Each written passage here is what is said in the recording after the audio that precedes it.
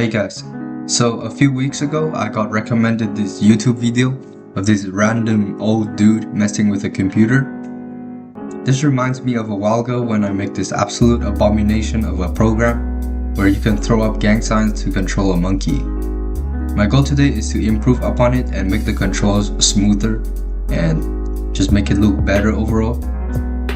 Back then I basically made up my own 3D graphics engine with PyOpenCV and Pygame graphics. That's probably why it was so clunky and failed completely. Then I had an epiphany and finally used common sense, and that's when I realized, what if I just used code made by other people instead of doing everything myself?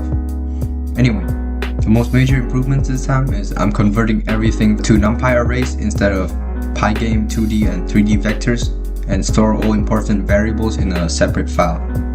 Also, I'll be porting the controls to a Blender window and let it take care of the 3D stuff. Now, I'll show you how to run this thing. Don't worry if it looks like a plain cockpit, as I'll try to explain this stuff simply. First, go ahead and open up this Blender file. You can simply create one from scratch and open the scripting tab like this and load the blender port.py file.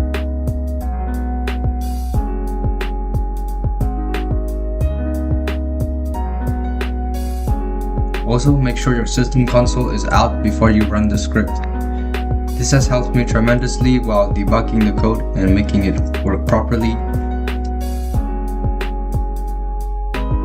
Once the script on the Blender side has started, you should see these two lines. After that, run the main port.py file. These two will communicate through sockets by converting the data into JSON format.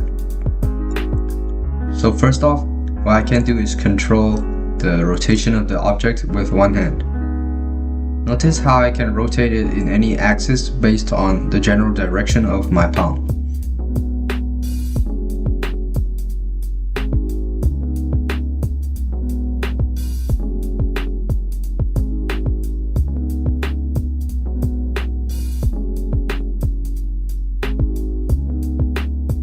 If I'm only holding up my index and thumb, then it automatically rotates randomly so you can see what each face looks like. When I close my palm, the rotation stops. What you can also do is scale it up and down and translate or pan it along the X and Y axes. And you have to do these with two hands.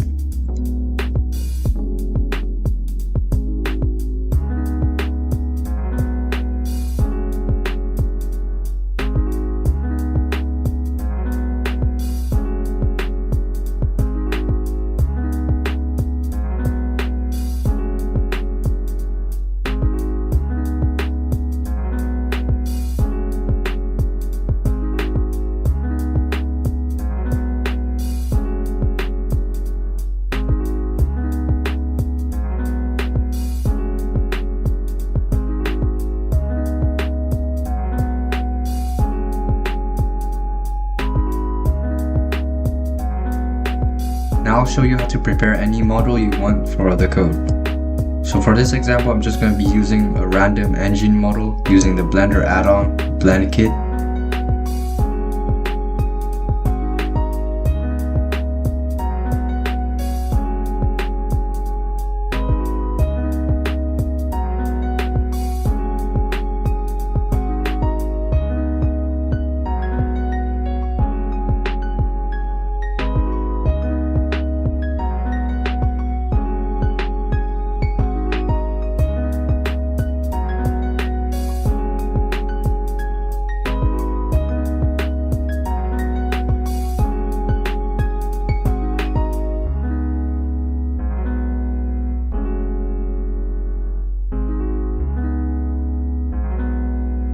You can also just leave the original model with its own axes like this, but I prefer to have the object itself.